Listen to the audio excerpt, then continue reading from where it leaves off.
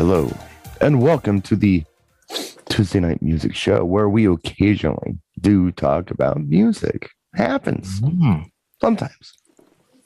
I even have my MTV shirt on today. Okay. Oh, there you go. You can't get more music than that. Yeah. Right. Well, 30 years ago, they played music. I got lyrics to a Tom Petty song. Nice. Howie is just wearing jet black as always. I have Fruit of the Loom. Aha, yes. I think they did a music video, didn't they? Back in the mid-'80s? Yeah. Oh, they were huge. Yeah. Oh, no, that was Kaja Gugu. I get those two confused all the time. Lamal. They all look like Lamal. That's right. Yes, of course. That's the problem. The never-ending Fruit of the Loom. Yeah. I thought we would just do kind of a back and forth banter on great pop songs, because we talked, I don't know, it was recently where I had made some bold statements that some people agreed with, some people didn't, or some people didn't want to hear. And that is that take your genre. It doesn't matter what it is. It can be rock. It can be R&B. It can be hip hop. It can be country. If a song is really, really good, it becomes a pop song. Mm-hmm. If it crosses over. Oh, this was your country versus pop conversation. If it's just got that thing. Yeah, my argument with today's music is country is pop music that isn't good enough to be pop music.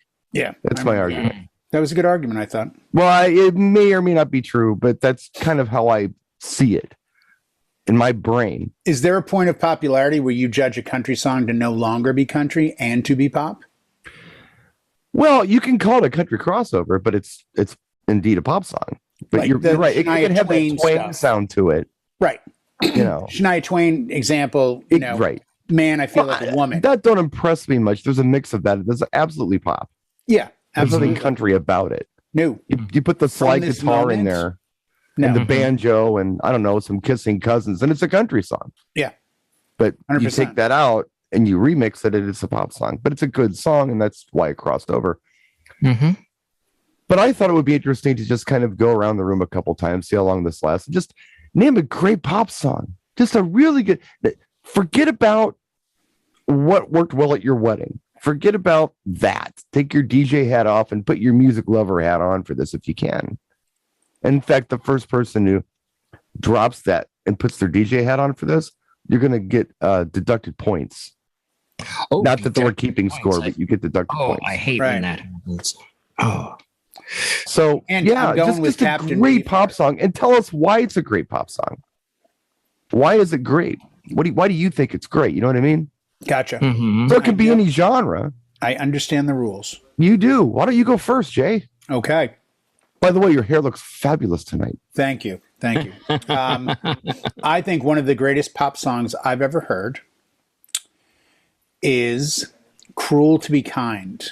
Oh, yeah. Nick Lowe. By Nick Lowe. Yes. Now, I'm saying that with the complete and utter knowledge that he wrote an article about that song saying his goal was to write the greatest pop song of all time. Really? He took all the elements of the Beatles. He took all the elements of other bands. And he said, let me do the right tempo. Let me do the right key. But I can still remember the video, as you mentioned, with your MTV shirt on, back when MTV played music. Yeah. It was a funny video. Side note, Nick Lowe was, I don't know if still is, but was married to Juice Newton, a name. Wow, I didn't know that. Yes, he married Juice Newton because she's in the video of Cruel to Be Kind. What year did Cruel to Be Kind come out? I was thinking it was late 70s. You know what? I'm thinking it's like, 79 to 81 is the area that I'm focused on. Okay. Somewhere in that area, very early 80s or very late 70s. I think 80, 81 is where, if I had to really put money down on a table, I'd probably put it there. In my I'm brain, not looking it up. But in my brain, it came out the same time Hot Child in the City did, but it didn't. No, I think it came out a little bit later. I think it was more pronounced as an 80s track. Than Okay, it was, John late Coley is saying 1978, so I was kind of right. Wow. Okay, then I'm completely wrong. That early. Yeah. Okay. I was thinking it was a late 70s song. So we're talking more like, that's the Blondie period I always think of, and the Knack, and which was 79, yeah. Yeah. Mm-hmm. But I just think it's a great song that every time I hear it, it does what I think great pop songs are supposed to do. It makes me happy. Oh yeah, it's Gives me a little really smile. I'm it's like, a feel good song for this is sure. fun because it's got humming in it. It's got Yeah. a great melody line in it. It's got a cool little guitar part in it. I don't want to overstep, but a band like Squeeze, a lot of their songs are great pop songs for that exact reason, because they make me hum, they make me sing. Sure. You want to sing the chorus, you look forward to the bridge. I mean, there's a mechanics to it, but that would be my first iteration of what I consider to be a great pop song. Nice. Howie. Great pop song. I am going to go with something surprising, because this particular song from 87 is now #1 on a bunch of charts, and Spotify's getting downloaded like crazy. And it's Sweet Child of Mine by Guns N' Roses, because it's in one of those, it's either a TV show like Game of Thrones type thing, or it's in a game. And as soon as that went out, it went back on the charts, like every chart. Yeah, that song, that whole first album, the stuff just keeps getting regurgitated in movies and right. Well, the opening riff, you know right away what you're getting, and Right. it's danceable. It's 127 BPM. Yeah. So I went a little off the wall. I don't get points. no, that's fine. No, and this is what it's all about. But by the way, Axl Rose came on stage at Stagecoach this past weekend with Carrie Underwood and sang Sweet Child of Mine. And I've seen video, and you know what? Carrie Underwood sounded great, and I'm going to say it in front of everyone. So did Axl. Wow. And Good for Axl's him. had good and bad times, but whatever he's been doing lately, he sounded good. He really did. Does he still look like Vince Neil's brother? He like, looks a little bit like maybe the doctor tucked and Botoxed a little too much, which is true. He was a good-looking kid. He had that Indiana cornfield look. Skinny kid with long hair. Yeah. And then, but as far as He looked like a townie, is what I always thought. Even when it came out, I thought this guy looks like the kind of guy that's just hanging around downtown with nothing to do. But you look now, I mean, that was the scary look back then compared to like Poison and Def Leppard and all those bands. Yeah. They That were was the bad townie look. boys. Yeah. It was almost a Metallica look. It was almost towny. Right. It wasn't like glamour. It was. But they had glam sucks on their pants for it. And I remember when they were on Kerrang cover of Kerrang magazine, I bought it. Of what? Of Kerrang. Kerrang was a heavy metal magazine out of. Oh, never heard of it. Yeah, Kerrang, Kerrang. Huh. And it was famous for being there very early on and making friends with bands like Maiden and Angel Witch and all those, like the Nawabin, the new wave of British heavy metal. They were very early to interview those guys because they were an unknown magazine. And they started out a fanzine and became an actual magazine. And they put Guns N' Roses on the cover. It was the first time before Appetite. That's the first time I ever heard of Guns N' Roses. And Axl is on the cover, and on his black leather pants it says "Glam sucks." So I thought they were like Hanoi Rocks. That's who I thought they were going to sound like. Yeah. Because they were very influenced by Michael Monroe from Hanoi Rocks, Right. which is the famous band that Vince Neil killed the Right. He killed the guy. Yeah. Right. Dazzle, or I think Dazzle, in his Pantera di Tomasa going to the liquor store. I thought it was a vet. No, it was a Pantera di Tomasa. Okay. Sold at Lincoln Mercury dealerships back in 69, 70, 71. I guess it was the one arm. There's once in a while, Brian, I actually have it together. This might be that show. All right. Oh yeah, when it comes to that stuff, I don't question it too The much. finite metal stuff detail, I can kind of deliver sometimes, but So I'm going to go with one of that I've famously said before that I think is a great pop song, and that is Frankie Valli's "Grease." great song. Because Awesome and, song. and I just want to qualify this by saying it's not one of my favorite songs. But it's all ages, though. We'll dance to that. Lost the point. How? All ages will dance to it, he says. They Put his will. DJ hat back on. No. Because I put my DJ hat on outside. Yes. Pop songs. So the reason I think it's so good is because there's like 11 different songs in that song. I mean, I guess that was a Barry Gibb thing. And today, if somebody had those like 11 hooks, they'd make an entire album out of that. Where Barry just shoved them all in one song. Mm-hmm. Because if you listen to it, there's all this different stuff that happens. The intro is fantastic. Then there's the bridge before it goes into the verse, and that's good. And then there's the bridge when it goes into the chorus. That's good. There's a breakdown. There's tons of stuff. It would be a great instrumental with that dun, dun, dun. Like it would be a really good instrumental. You know, as far as the breaks and changes in it. Yeah, the part that gets me is there's that drum break. It's like what would be considered the B section, the drum break. I don't know if hip hop's used that or not, but they should because it's really good and funky. That's a great, nice drum break. I would like to know. You bring up Barry Gibb with that song. I would like to know if Barry Gibb was involved with "Who Loves You, Pretty Baby." I don't think so, because that's got a lot of those same things. It's got a killer drum section. It's got this cool beginning. It's got, I mean, the harmonies are on the band, not Barry Gibb, but if you listen to it, it's got these weird breakdowns in it. Well, "Who Loves You" is one of my I love that song. First favorite songs ever. I mean, I love that song. I used to wait for that song to come on the radio. Yeah, I was looking forward to it so much every time it came on. So underappreciated. That song is amazing. It is really good, but if you do the math on it, I think Barry was still trying to figure out how to be R&B when that song. Oh, is that song that old? Yeah, that song's like 74. Okay. I, for some reason, always think it's later in the 70s than it probably is. Oddly enough, it's on the same album as I almost did my misunderstood lyric on that one. "My Eyes Adored You." Oh, which in my brain, when I was a kid, I thought they were saying Miles to Georgia. Yes. And by the way, I thought Georgia was the saddest place in the world when I was a kid. I didn't know where it was or anything else. But anytime anybody mentioned Georgia, it was sad. "Midnight Train to Georgia," "Georgia on My Mind," "Miles to Georgia." It's a very sad place, this Georgia. I don't think I ever want to go there. We're being told in the chat, 75 that song came out, so you're right on there. Wow. But just to show you, Brian, you weren't in my Twitch set a couple weeks ago, but when you said Georgia, I immediately went with like, oh, the Ray Charles Georgia, and it is kind of depressing. I actually whipped out a little Vicki Lawrence on my set, and the lights went down in Georgia. Yeah. That was a little later, but yeah, the same thing. But I'm saying, as far as like your thoughts of Georgia being a sad and depressing, it was. No one's ever happy coming to Georgia or going to Georgia. Let's go back to the early 70s and see how good you are in your car history with movies.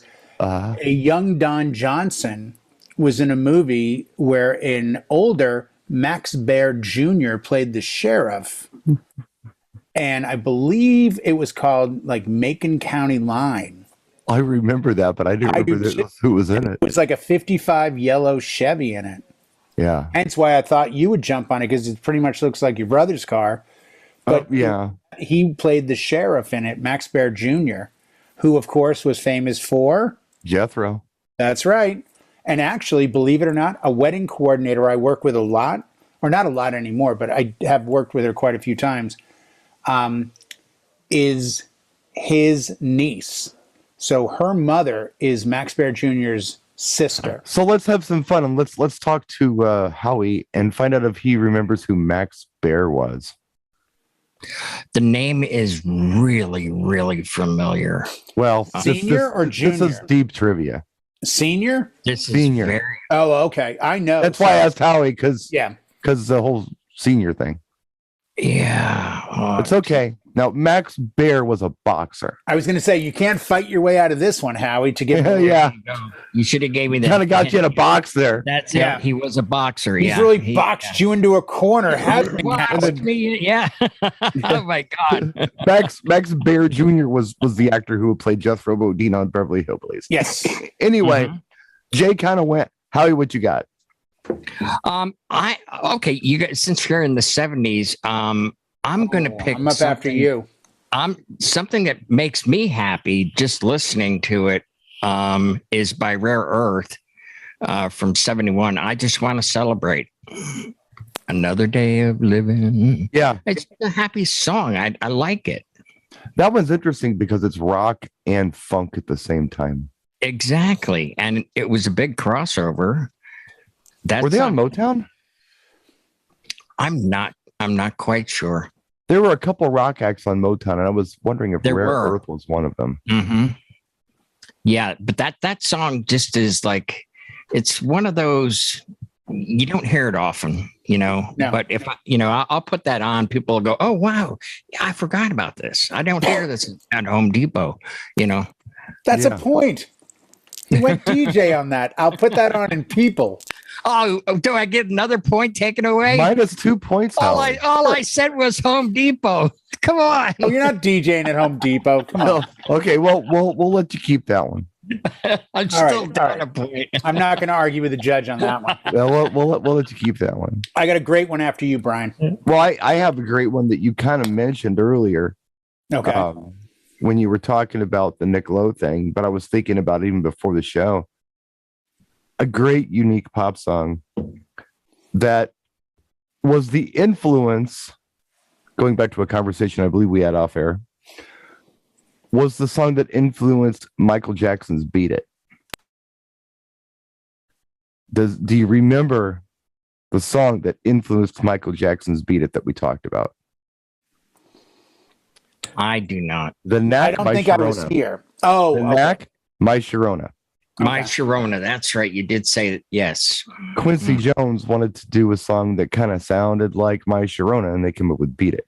And if you listen to the drums, it's almost the My Sharona drums backwards. That makes sense. I But can see that. wow, I mean, they had one solid album, but only one, to my knowledge, big hit. I know every song on the album, but I can't tell you if any of those were singles. I don't think they were. I don't know, maybe they were, and they just didn't go high. But you would think that if an album was that good and had that strong of a single on it, they would do a second single and just try it anyway. Right. Because there's stuff that could have totally qualified. Good Girls Don't, it was a really cool, catchy pop song. That's the only other track I think I could even name from the album. Oh, there was tons. Heartbeat. What was that one called? Monkey and Me. But it's knowing them. Like I'm He's So Selfish. I know all of the songs. I know. Right. God, I listened to that album until I wore it out. But yeah, My Sharona. What a unique track. yeah. Yeah. What a unique song.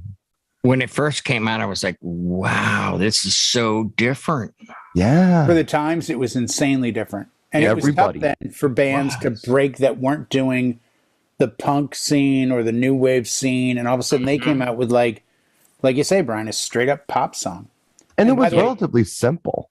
Well, side note, I got to see, as you guys know, Dale Bozio, lead singer of Missing Persons, Uh-huh. who our friend Richard Blade introduced onto stage at the US Festival. He also introduced Berlin. But a few weeks ago when I saw her bass player was captivating. Right, because he was from the Knack. Captivating, and his name is Preston Niles. And Preston Niles is the bass player on My Sharona because Now he was think in about the bass line on that song. That's my point, Yeah. because Roger and I are talking along with two other people that are musicians. One's a guitarist in a tribute band for Pat Benatar. Roger's the singer of the Huey Lewis Heart of Rock and Roll tribute. Yeah. And the three of us are staring at the bass player, and I'm like, is it me or is this guy killing it? And they're Is like, he the one who kind of looked like Eric Estrada? a little bit, yeah. I think, Yeah, I remember him. Yeah. yeah. Yeah. And now he's like 65 years old. And he And- looks like Eric Estrada. He's playing at the Cove where I played 3 weeks later, this little bar in, Marietta, California, and he crushed it. And afterwards he's lugging amps out and we went up to compliment him. And I'm like, hey man, you need help with this? He's like, oh, that'd be awesome, man. We're loading in the van. And he's just gigging. And I looked at the two guys with me and I said, this is a real musician. He probably doesn't need it, not money wise, but he probably doesn't on a Wednesday need to be lifting 100-pound, bass amp into a van. Sure. But he's doing it because he wants to. Yeah, maybe he needs to, but he was killing. I mean, the groove he set down, he was flawless. But that's the super fun thing about living in California, because you'll run into people like that. You don't run into the bass player from the Knack in Milwaukee. You just don't, No. And if you want that lifestyle, I'll tell you exactly where to live. Vegas. Oh, yeah. I've seen bands in dive bars in Vegas where later on you find out, oh, that guy was in this 80s metal band that had a #1 hit. That guy was the drummer, and then he toured with so-and-so. Like, everyone was somebody once, and now they're all relaxed, and they cut loose, and it's awe-inspiring. So, Jay, do you have another song for us? I do. And I'm doing my best to kind of, I think. You don't have to be weird. Just pick a good pop song. I think I'm going to give the best pop song of the night when I give this song. Ooh, challenge. And I'll tell you what, I would almost challenge you to argue why it's not. You ready? Badfinger, No Matter What. No matter what. It's a good song. Love that song. If you had to give somebody and say, hey, what's pop music? I would put that song on probably first to say, this is pop music. Yeah, it's catchy, really it's good. Fun, it's upbeat, it's happy. It's got nice bridges in the song. Yeah. Bridge is great. Yeah. Different chord changes. Like, I think it's just one of the greatest songs. And every time I've ever listened to it, it sounds fresh to me. Yeah. Nice choice. Nice. Very nice. Okay, I am going to go with a Sex Pistols, Anarchy. A car theme. A song by The Cars that always makes me feel good. Good Times Roll. Yeah, that's a good one.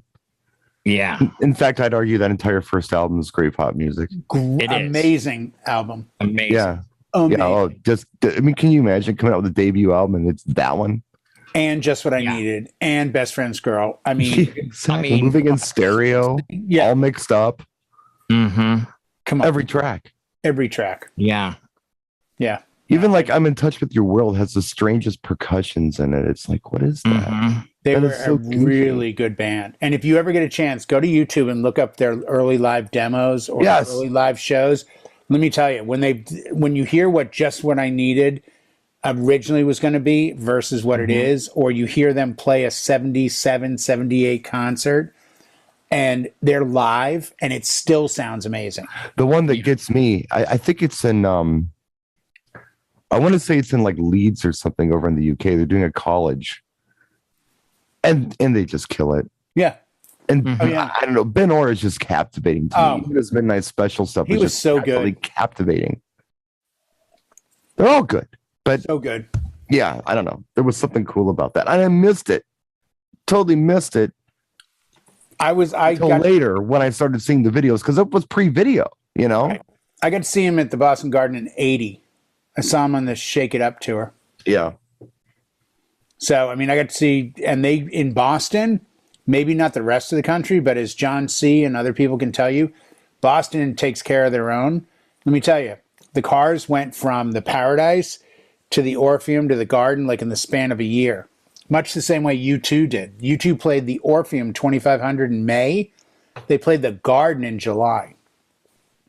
Like, Boston takes care of its own musically because we didn't, again, pre-MTV or right around MTV started. Ben Orr and Rick, neither one of them were from Boston, but that's okay. That's something that they had to live with at the time, Brian. Yeah, nobody's perfect, Jay. We explained to them. A lot of people may have knocked on their door and said, you might be from here. I know they spent some time in Detroit, some time in Cincinnati, but I don't remember where they're from, but it ain't Boston. A lot of the guys are, though, the keyboard player, and a lot of them cats are from I waited on him when I worked at the Harvard Coop. Yeah? Either went to Harvard or MIT because you got a Coop card, which is a credit card to this store that sold all the books for Harvard and MIT. And in my early days in 82, 83, I had a job there. And he came in. And I just remember being like, totally like trying not to be that guy. And I became that guy. Because I'd have my like bright red, what were they called? Cavalry shirt, where the buttons came over to the piece. Yeah, because you were a little preppy boy from Boston. Yeah, keep going. The Monkeys because I thought I was about to be signed by Motley Crue, kind of even before Motley Crue. But it was he was a super cool guy, super nice guy. Yeah, had met Brad Whitford at the Worst House German restaurant in Harvard Square. And then when I saw him in 2000 at the San Diego Sports Arena, I mentioned it. I met you at the Worst House.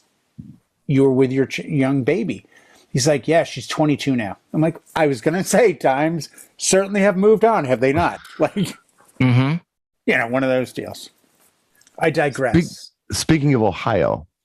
Oh, I know what you're going to say. What? I'll give you the 2 letters.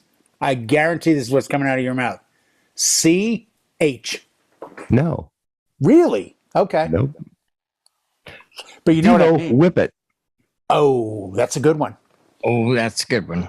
So this is not supposed to be a great pop song, but I don't know why it is. It just caught. It's just one of those prime examples. It's like an anti-pop song almost. Yeah, it wasn't supposed to be a pop song, but it's so good it had to be. Right. Weird. A weird song.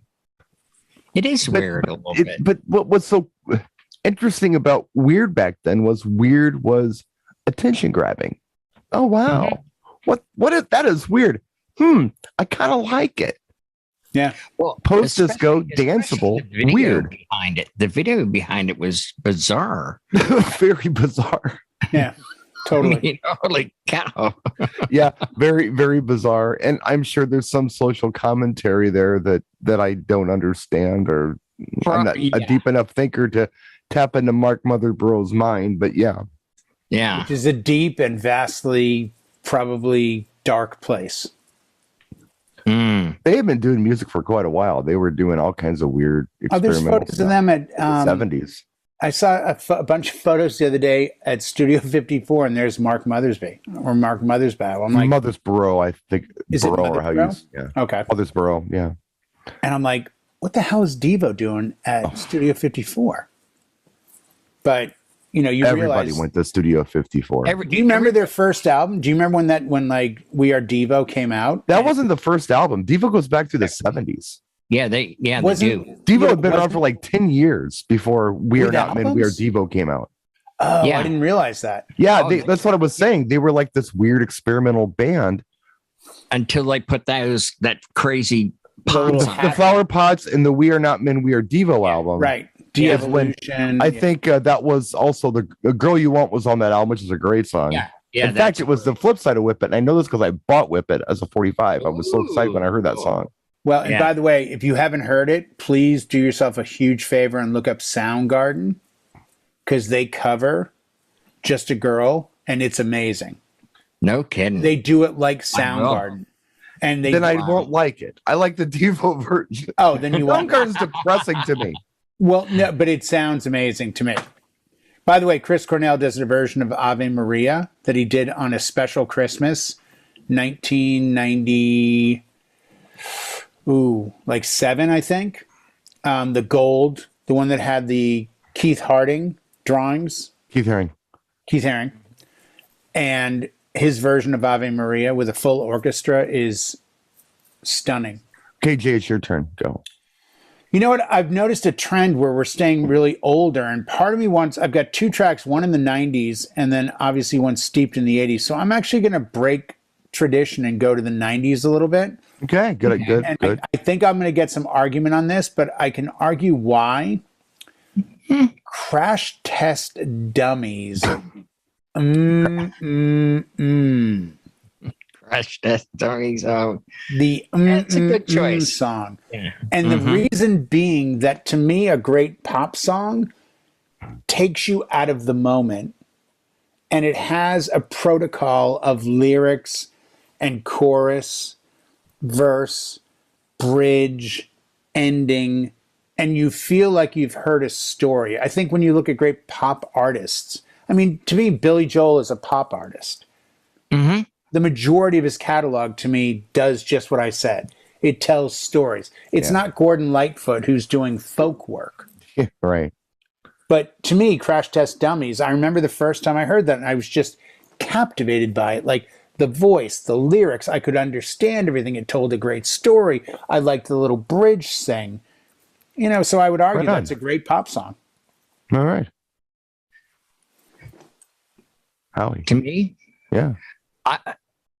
I can't this has been sticking in my head, so I'm just going to say it. And another one that has hit all of the Spotify and every other chart because of placement is, and it always makes me happy, is Heroes by David Bowie. It's a great song. Yeah, it's transcended. It's bouncing around a lot now. It's in commercials, movies, I believe, but I know it's in like a, I don't know, commercial for a phone or something. I don't know. Yeah. Something that I don't know anything about. It's in a commercial but the song as a whole, that body of work before the estate started allowing, the use of it. It just was just a great song. Bowie can do no wrong. I mean, there are eras of Bowie that I prefer to others, but I still like his body of work. And I will probably mess the date up, but Brian, you can help me. I believe that song is like 49 years old. It's from 80. It's from the 80. Is it from 80 or is it on the I thought Heroes Lodger? Was way earlier. No, it's not on the Lodger. I know that for a fact because I have the Lodger. John Cully says 77. Oh, 77? So it was ahead of me. Okay, I thought it was 73. We were both wrong. Wow. I think of Bowie as like pre-Changes One. And then I think about and the stuff between that and 80 is fuzzy for me. I just wasn't listening to Bowie, but I was like 6 years old too, so you can't fault me for that. But I was all about the Changes One album. Even Howie and I were out having drinks, like grabbing chicks, and you were like, probably, yeah. No, I mean, get these things or dancing. Yeah, that was an album that I listened to over and over again. My brother, who I've talked about, much older than me, we had a stereo in our room. It was actually from my uncle, and we would share it back and forth between my sister's bedroom and our bedroom. It had an 8-track player in it, and Changes One was one of our 8 tracks. Another one of our 8 tracks was History America's Greatest Hits. Of course, we had Boston. And I think something dumb like Foghat Live, Alice Cooper's School's Out. There were several, but Changes One got a lot of attention in the old 8-track player. I had a copy of Rumors, played the hell out of that. So I'm fuzzy on the other Bowie stuff. Howie, I think it's your turn. Oh no, I just you just went. It's my turn. Oh. Yeah, I just went with Heroes. Yeah, no, yeah. There's a lot of great ones. And, as much as I'd like to give the decades their due, I got to go back to songs that I really believe are like great pop songs. And the one that just sticks out in my head that it would almost be a shame not to mention would be Miracles by Jefferson Starship. Great song. Great song. And oddly enough, I prefer the radio edit of that song. I feel like the album. Yeah, you've mentioned this before. Yeah, I don't know if the album versus because it's what I'm used to. I think that's what it comes down to. When I listen to the album version, the verses just feel like they go on forever. Right. It's like, come on, give me. But I think it's that point of loving something. They want that. They want it to go on forever. And it's the story, but musically, I prefer the single. Whoever did that edit was brilliant because they left the good stuff in and they took the fat out. And I know they were just trying to edit it for content because it's a really kind of a very graphic song if you listen to it. Yeah. Even for trying to get past the censor standards, it's a very graphic song. But I really do believe it's a great song. As are many of those. Did you just say I only believe or I really believe? I really believe. Okay, because I know I believe that's almost a lyrical line from that song. Only you believe, yeah. See, I was just saying I busted. Yeah, what I'm you saying. did. A lot of that stuff was it Marty Blaine, I believe his name was. Marty Ballin. The stuff that was happening there in the mid 70s. Yep. Red Octopus, Spitfire was one of the albums. Yes. I can't remember the other one, but anyway, all that stuff I really like. With Your Love, Runaway, all good songs. And it was a unique era for the whole Jefferson Airplane Starship incarnations. And then it went to that whole Mickey Thomas thing. And then it went to 78. Then there was a argument about rights for the name, and they just said Starship, no more Jefferson Starship for legal reasons. I like the song Jane. I like No Way Out. I love that song. That album's got the guy holding the logo on like an aircraft carrier or something, like a kid, because I got it for Christmas that year, and I played the living crap out of Jane on vinyl, and still to this day love that song. And by the way, Mickey Thomas, who sings on that, I saw a video of him from like a year ago, and shockingly, his voice is identical. He's not Bon Jovi, his vocal cords in the least. He's hitting the highs. He's doing it all. I like the first stuff I heard from him. After that, Sarah, We Built This City. I got Built This City killed me. I thought Sarah was a good song, but Built This City that was obvious. That's where Grace went. That's it. I'm out of here. Sarah's okay, but it's I don't know. Sarah got very Kenny Loggins in my book. I was like, oh, this is going to fit perfectly when I do my Kenny Loggins thing. Like Sarah's just in that, Sure, in that vein. Am I the only one that felt this way when they said, we built this city? It seemed like pandering. We built this big time. Yeah, that was. Hey, we got to come up with something, guys. What are we gonna do? I'm not feeling. I'm sorry. That wasn't natural at all. No. That was kind of I wasn't a fan of that formulated thing, like Jay was talking about with "Cruel to Be Kind," which paid off well. Yeah. As did We Built This City, but it was a hit. Yeah, it was a hit. That weren't the audience. It's the other night, one of my weddings. Their first dance was extreme, more than words, and I couldn't help but play it, and the entire time, because they wanted 3 minutes of it, it's like a 5.5 minute song, but the entire time my brain went to all the times I've seen Gary Cherone and Nuno Betancourt, the singer and guitarist, talk about the fact that we're really happy with it, but this isn't really who we are. And I'm a huge Extreme fan, them being from Boston, as is John C. And I got to tell you, their catalog, that song absolutely sounds like nothing they've ever done or ever did again. They're a very funky, hard rock band. And by the way, it's your turn. Oh, yeah. Well, that's not the song I'm picking. Okay, well, then pick some. I'm on the fence, Brian. I've got two. Okay. Can I give two? We have time. Then I'm giving two. We got 20. We got 21 minutes left in the show. Here we go. Two of them. First one, Meatloaf. 2 out of 3 ain't bad. Ah, very nice. Okay. Second one. Ready? Well, do you want to save it for later? All right, I'll save it. I can argue both of them. And I think okay. So for Meatloaf, I think the Jim Steinman period. The guy was a prolific writer. Yes, absolutely, prolific. No question. And I think that Meatloaf delivered lyrically what was missing in a lot of songs during that period that didn't have that thing. That song is interpreted a couple of different ways too. I interpret that's interesting, Yeah. Which way? The way I interpret it is like, baby, we could talk all night, but that ain't getting us nowhere. Yada, yada, yada. 2 out of 3 ain't bad. Meaning, you know what? I'm not going to love you forever, but I'll love you right now. So if you just want to do it, I'm going to leave in the morning. That's how I always. What I always got out of the song was he's telling her, look, I totally loved you. Okay. There was a time when you kicked me out. Yeah. So now and it hurt really bad. I'm back now and I've decided I don't love you anymore. So get out. Hey, there's the only girl I'm suggesting there was only one girl in the song. The only one girl he ever loved was so long ago was the same girl he's booting out right now. Oh, that's how I'm looking at it. But I kind of viewed it the same way as, and you'll get this message. There's a warm breeze blowing with stars around. And I'd really love to see it tonight. Yeah. I took it the same way. Yeah.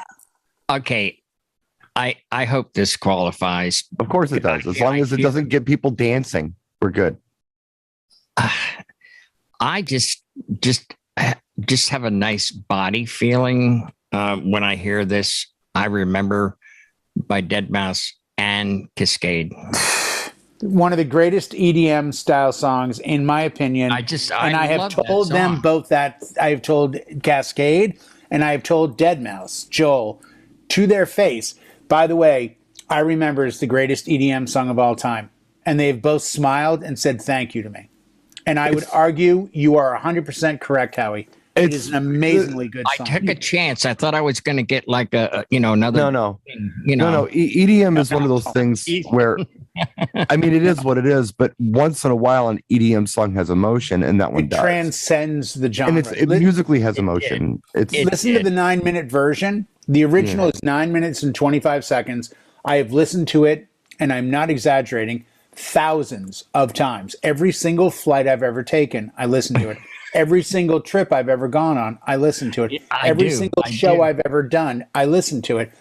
And it becomes hypnotic to me. It goes into the background, and it allows me to focus, and it allows me to sit and go, hey, I'm just chilling here on a plane. I'm going to fly to Atlantic City. I get to see Howie and Brian and John. And this is awesome. Yeah. And close my eyes and go to a place. But I also listen to it because I do it so frequently that all those emotions and trips and memories awash me, because that song locks me into a place where I'm allowed to feel great. It's got mood. I mean, it's you can either look at it as like a sexy song, or you can look at it as kind of a, I don't want to say sad, but a melancholy song. It is melancholy. But it's also kind of sexy. I mean, it's weird. It can do either one. Well, look at Move for me. Musically. Move for me, and I remember were written at the same time by the same people with the same singer. And Move for me is very sexy, in my opinion. Move for me, her voice goes from a melancholy kind of, throw to much more of a pullback, sexiest kind of thing. So I agree with you 100% on this as well, Brian. It's just an interesting song altogether. Yeah. Yep. 100%. God, where was I going to go? Where was I going to go?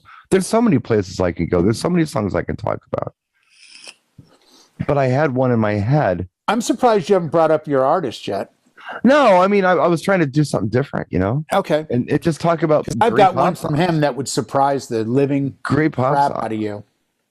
Well, I could talk. I mean, that's a whole show. You can just talk about, of course, songs that are good pop songs. Do me a favor, real quick. If we're not going to talk about him, give me what you think is his greatest pop song.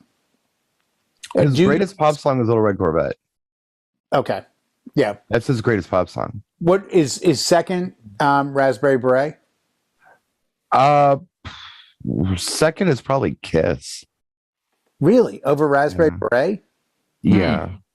Nothing Else Around the World did anything. And that was a kind of it was almost a concept album for him. It was good, but as far as just mass appeal kind of stuff, I think that those are the ones. Is that the qualification, or is it how it makes you feel? Is it about popularity or about feeling?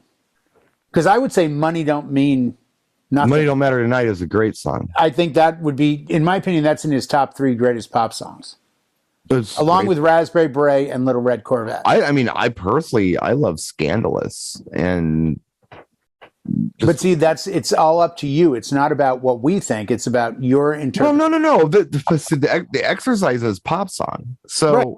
But it's like interpretation. There's no.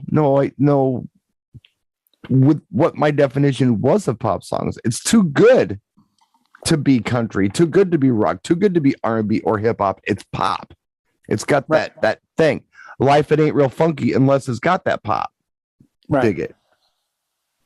Called back. You missed it. That's okay. No, I get that. Okay. I didn't call back. I'm sorry. Let's do Madonna Like a Virgin. Oh, I got that.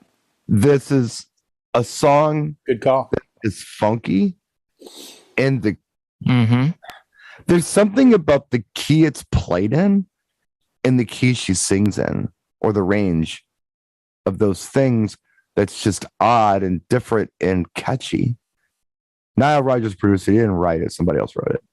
But he produced it. And wow, what a cool pop song. What a cool pop song. It's different. Jay, you're muted. I know. Sorry. I want so badly to yell out Live to Tell as a great pop. It's a wonderful song. Yeah, I agree. But it wasn't my next choice. But it's one of those, like, you say that and I go, oh, let me think about the Madonna catalog. Wait a second. As much as I think Holiday or In the Groove are great pop songs, Live to Tell is mesmerizing to The me. gentleman who wrote that is the guy who did the music score for At Close Range with Sean Penn. Yes. And At the time, I think her believe boyfriend Christopher / Walken was in that. I don't remember, but anyway, Christopher Walken was in that. Yes. the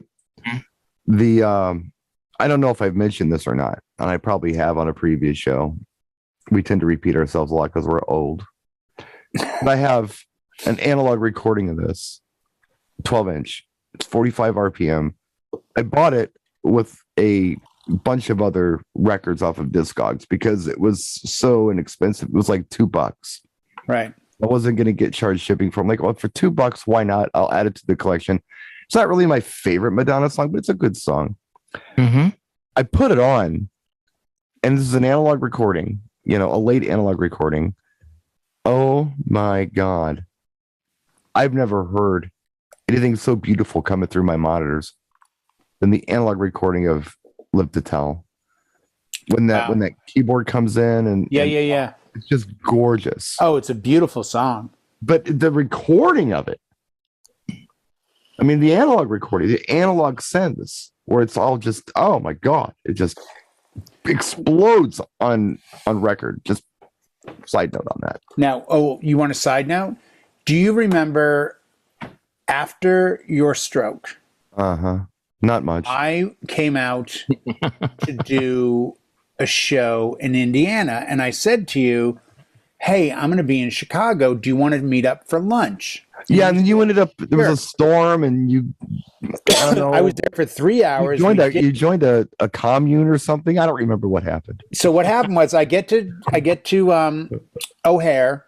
Yeah. I call you and I go, hey man, what's going on? I'm here. I'm outside. I'm having a cigarette. And you're like, yeah, I'm not really feeling good and this and that. I'm like, oh, no problem. No, it's all good. I leave in 3 hours. If something comes up, give me a ring. I go back into the airport. I hang out. And my flight gets canceled because there was tornadoes a couple days earlier, and they've got to check the plane. But they cancel the flight half an hour before. So I make friends with a couple people, and they say, hey, I need to get to Indiana. Me I wasn't feeling good. I was ready to drive you down there, and you said no. No. I was there. I was in O'Hare. I know. I was ready to drive you to Fort Wayne, and you said no. Oh, no, I did, because I called you, and I was like, no, I'll work it out, because I think I was kind of thinking, like, I don't want to see him do this thing. No, you did. You offered. And long story short, make friends with these people, 3 other people, a nurse, another guy and a girl, both salespeople. 2 of them live in Fort Wayne. 1 lives in South Bend. So the South Bend girl, Lisa, who I'm still friends with on Facebook, says, hey, we're going to get a song out of this eventually. Go ahead. My husband can drive us down. So we end up taking a bus from the airport to South Bend. We get to South Bend. I go to the airport where the bus drops us off. And I say, hey, I've got a rental car. I call ahead and they go, we'll give you a car. And I'm like, yeah, I'm driving 2 people. But it only gets John Cougar songs on the radio. No. They update the car. They give me a Jeep Grand Cherokee.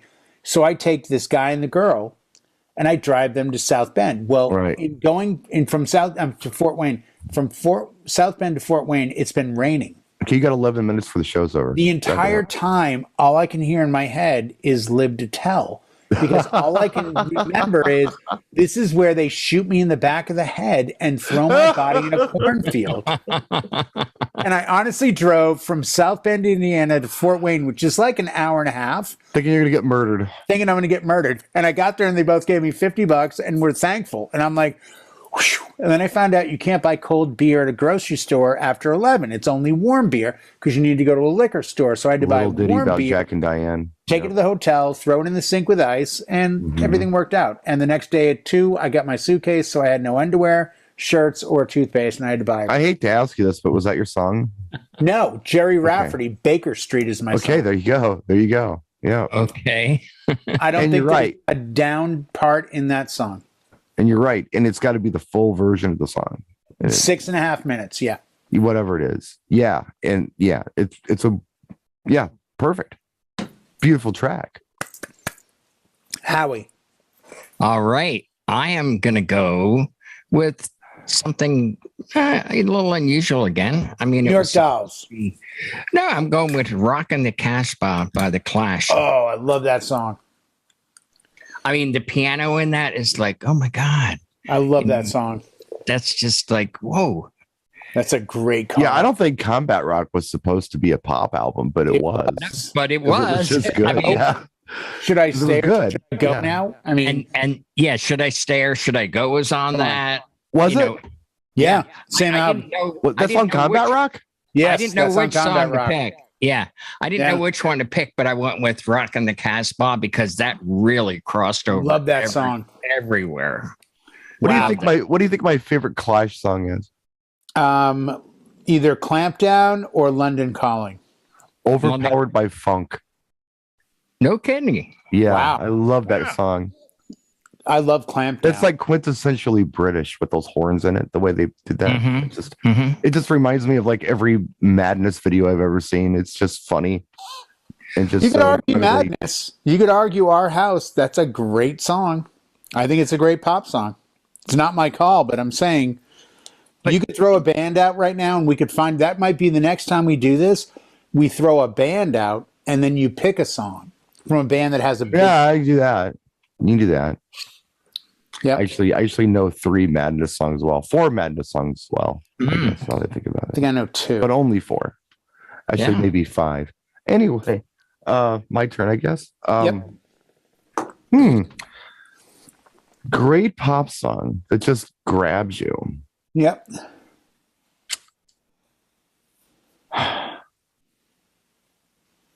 I think it's Amber who does it. Oh, What It Takes from like 96 or 97. Yep. I think Chris Cox did a remix of it. Yeah. Just the regular radio edit of the song. Yep. There's something about that track. It's got the right changes. It's got the right mood. It's a very up-tempo, happy little song. Yep. I really like it. Yep. I really like it. Howie looks confused. Look it up after the show. I love Amber. No, I'm not. I'm pretty sure Chris Cox did a remix of that too. Doesn't need a remix. But he did. Oh, yeah. But I mean, there are songs that need remixes to make them listenable and palatable. That is not one of the songs. I think. No. But I think if you can do it the right way and make it even better, you know? Yeah, I never listened to the song and thought, gee, I wish somebody would remix it to make this better. It was just a great little song the way it was. Oh, no, definitely. But my take on remixes is if you can enhance it. Right. Yeah, if you can make it better, do it. So I love the single. It's subjective to the remix. Yeah. As it sits, I just really like it. I think it's damn it. By going that late in the game, I'm switching gears so quickly. Did I shock you? No, you didn't. No, not at all. But what you did was you brought me up to a different period. So my brain went from, I'll walk you through what I heard in my head. Think about that bridge of that song. I know. Oh my God. Well, no, my head was going, oh, I've got the track for them. I'm going to say Thompson Twins, Hold Me Now. But then you go Amber and I go, ooh, why am I suddenly hearing Anastasia, One Day in My Life? And then all of a sudden, Mandy Moore, Candy comes up, and I'm like, oh shit, I forgot about Candy. Candy's a great pop song, and it falls into exactly all the categories that we're talking about. Like this can get, like Candy to me, I played it the other night. Candy is a great pop song by Mandy Moore from This Is Us or whatever now. She's frumpy with glasses and doesn't look like the old Mandy. And it was sad, back when Mandy first hit, she was all of like 13 or 14. Yeah. It was a little scary that we were like, "Oh, wait, well, what?" Speak for yourself, pal. Come on. Well, you were that old when she came out. Yeah. Sadly, I was at the before we get flagged by, Yeah, I was at the AARP office with Howie that day trying to figure out what card up. We wanted the early bird special at Denny's, and we did. So we need the cards. Howie, I would argue, Mandy. You got one? Yes, I do. Yes, sir. And because it'll be my final song, I am going to go with Blitzkrieg Bop by the Ramones. There you go. 2 minutes and 11 seconds of just boom. Yep. That's the Ramones song. Yeah. They're all very, I don't know. They didn't very much. No, they didn't. No, they were all kind of the. It's kind of like going to an AC/DC show. It's very much like going to an AC/DC show. You're going to Ramones. You're going to hear Ramones. You know exactly what you're going to get. Yeah, But exactly. that's the beauty of Yeah. it. It's Yeah, consistent. it is. You know. They didn't have that jazz fusion period, Spinal Tap-ish.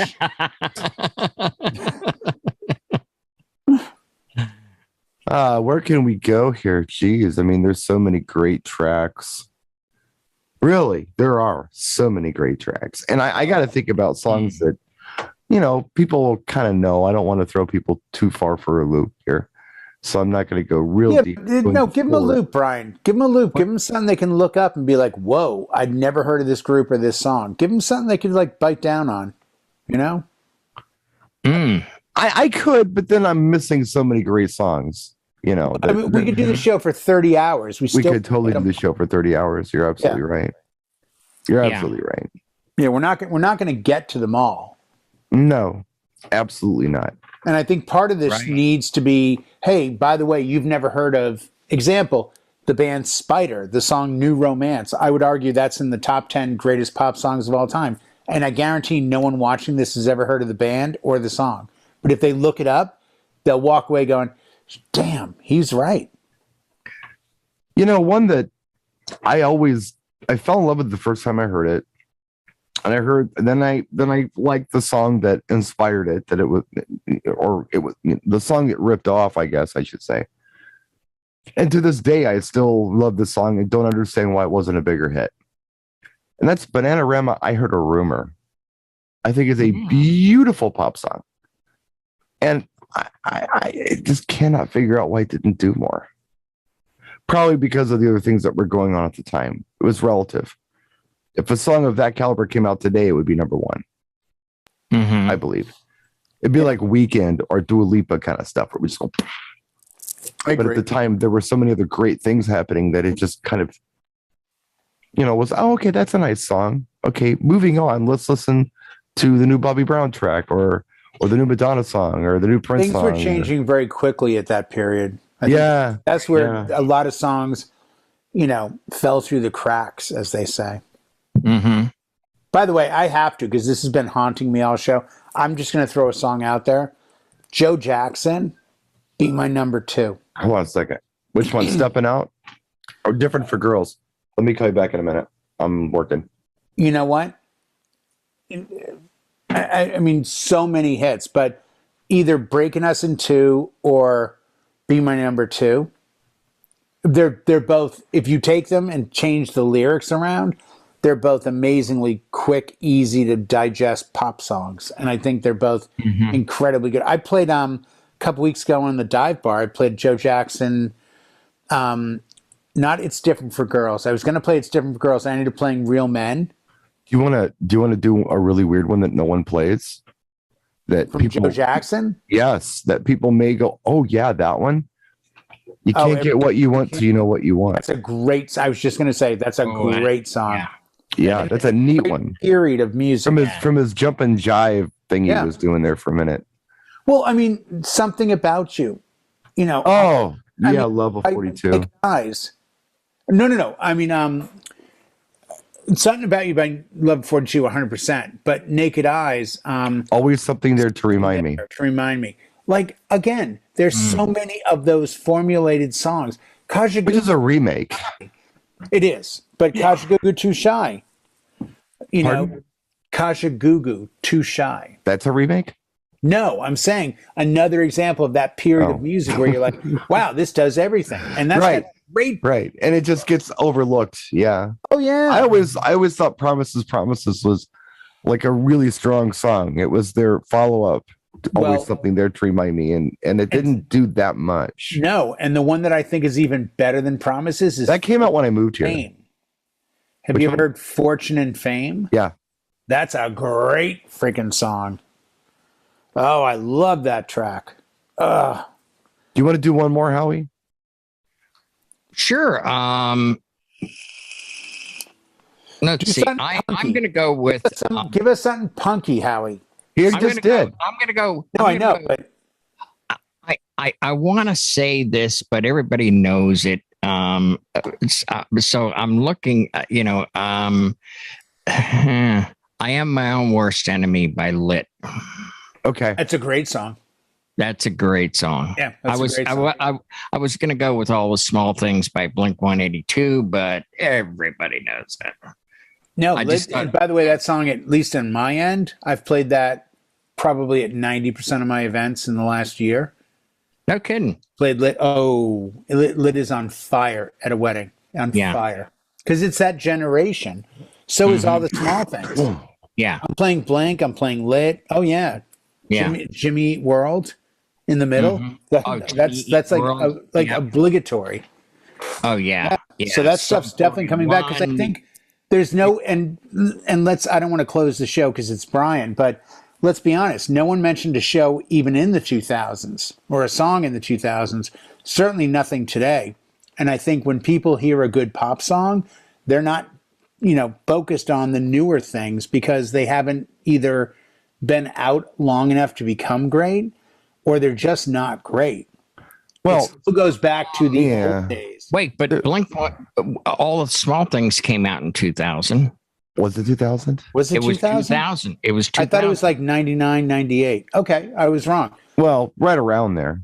Yeah, but I'm saying at least 2000. Modern. Let's say modern. That was still 22 years ago. Still 22 years ago. Nobody's saying like, and by the way, I could argue Dua Lipa Levitate, but that was a great pop song for like 18 other bands before she stole it, Yeah. I agree. So I think the lesson learned is oftentimes look to the past sometimes. If you don't know your future, you'll never know, where you're going forward.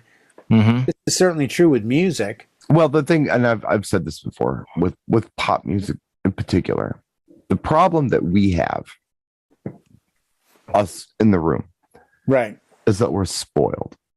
Oh, because we got Beatles, because we got Stone, we got Zeppelin, we got Bee Gees, we got early hip hop, we got Duran Duran, we got Prince, we got all this stuff. So some of the best music, arguably, I suppose, of all time, we got, like, our generation got it. Yep. And you gotta just do what you know, right? So this generation has music. They dig it. It's what they know. It's what's new. For us to go out and talk about how crap it is, as true as it might be, it's not fair, because they've got to live their life. They got to do their thing in there now. And I don't know. I'm not going to hate on new music. In fact, I'll do a new song. I'll do a newer song. How's that sound? As a great pop song. Just a great pop song. Hits all the buttons. It's catchy. It's well written. It's well liked. I like it. And again, the qualification wasn't necessarily that I liked it. It just, all I really wanted was a great pop song. And I'll do Pharrell's Happy. I think it's a great pop song. Yeah. Yeah. I avoided that one. The reason I think it's great is because, as many great songs are now, I could cite Weekend for this as well, and Bruno Mars, is that it is a throwback song. Because if you don't know, this sounds like the most up-tempo Curtis Mayfield song ever. Yeah. Like, if Curtis Mayfield did feel-good music, it would sound like Pharrell's Happy. I think the closest he ever came was probably Move On Up. Yeah. But yeah, just so I don't sound like a dinosaur, which I mean that's still like a 8-year-old song, but yeah. I just started playing. I have one, if I may. I have a song that's only 2 years old that I like. Pretty Please by Dua Lipa. Yeah. Oh yeah, a lot of Dua Lipa tracks are really good. A lot of Dua Lipa tracks are really good. Yeah. Levitating is just, I really like that song. I like it a lot. It's got to be rapless, but I like it a lot. Yeah. Well, I mean, I started playing Pharrell's Just a Cloud Away because it's big on TikTok. Mm-hmm. So it's getting back in the lexicon of people hearing it. Mm-hmm. It's a 9 or 10-year-old song, but you hear it, and at least for my ears, it is an absolute Pet Sounds. Like, he sat there and listened to Pet Sounds all day and then wrote a song. Sure. It's like, da, na, na, na, na. Like, just listen to Just a Cloud Away. I've played it probably every event I've done in the last month or two during Cocktail. And every time I play it, I get a couple looks from people that are TikToks, and I get a couple looks from people that are like, this is a great song. Is this Beach Boys? I'm like, and people will come up, well, what is this? I'm like, it's Just a Cloud Away by Pharrell. Yeah. Really? Like, they're either shocked or something. Yeah, I don't want to hate on new music, and I don't want to say, you know, in 50 years, old people are going to be looking at WAP and going, oh, I love that song when I was a kid. I just think that music took a turn where, and I'll just say this, and if I get hate mail, it's briansred@gmail.com is my email address. Sure. So, hate or not, if your song is good, you don't need to swear, and you don't need to go crazy. I will even go so far as to cite Mr. Stevie Wonder, Livin' for the City. Great song. Where he does drop the N-word in the song. Mm-hmm. Back at a time when it was even controversial, but made sense for the song. But if you just want to swear your head off and talk about being derogatory to something or someone or some group, that's not going to have legs. It might make here's the Monday, trick, but not Tuesday. In closing, old guys, if Hey, you I'm want just something to turning never go 40. away, continue to be angry about it. That's why people are still wearing baggy pants, because old guys haven't embraced it. You want to talk about something that pissed people off? Earrings. Oh, pissed off the squares. Then all the squares started wearing them, and now nobody wears earrings anymore because it's accepted. Mm-hmm. Slang, urban slang is like that. You know, as soon as you learn the word they're using on the street right now, they don't want to use that word anymore. It's whack because you use it. It's not cool. It's not cool. But it's So as long as you continue to be angry about lyrics, then Not me. they're gonna do it, because the point has always been to piss off the squares.